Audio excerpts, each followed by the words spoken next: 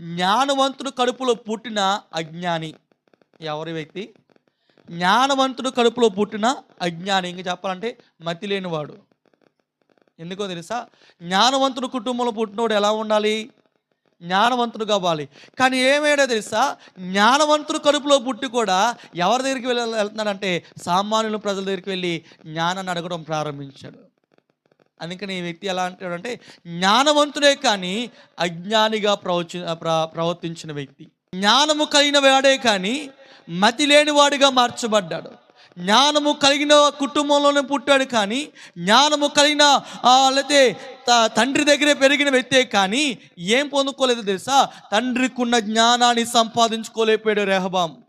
తండ్రిలో ఉన్న ఆ జ్ఞానము, ఆ తెలివిని సంపాదించుకోలేపారు. ఏమన్నా తెలుసా? అరే, నీ తండ్రి ఏమో జ్ఞానము కలిగిన వాడు, నీ తండ్రి ఏమో మంచి జ్ఞానము కలిగి ఉన్నతమైన స్థితి కలిగిన